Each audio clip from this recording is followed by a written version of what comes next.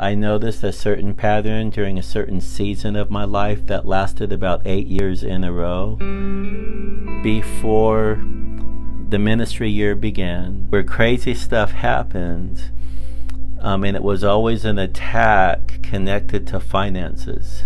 One example, went outside to the car, and we're talking Sunday school starts, and the whole back windshield of my car had been shattered. In the years prior, it took me a while to see the pattern, but I began to recognize that something like that was happening. Maybe it was the car breaking down, and then I have to invest like a couple $1,000s or something to fix it. I think after about the 4th year, I was seeing that pattern, and then I was almost bracing myself every year for, okay, what's gonna happen? You know, was that just coincidence?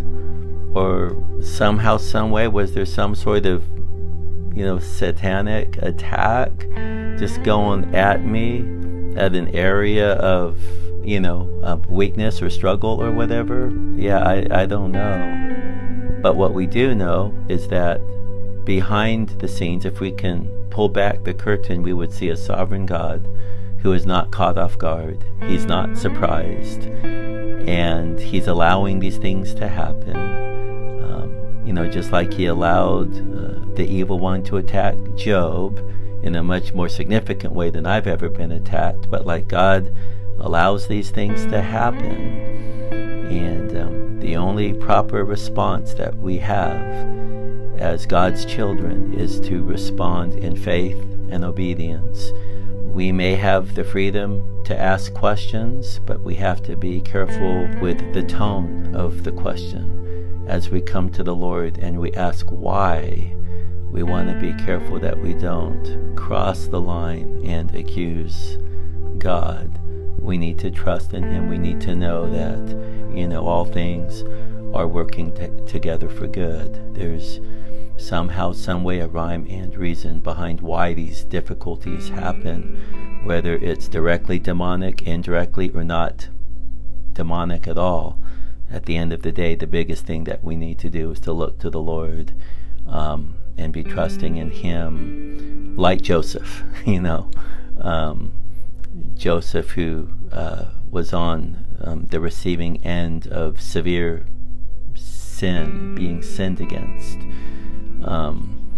And yet, throughout his whole journey, you get the sense that he's trusting the Lord.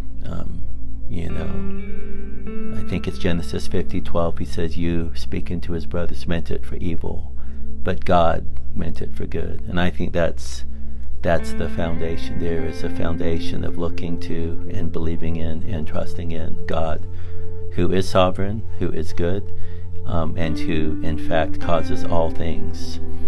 Underneath the umbrella of all things, it's the demonic attack, and it's those things that are just circumstantial trials of life.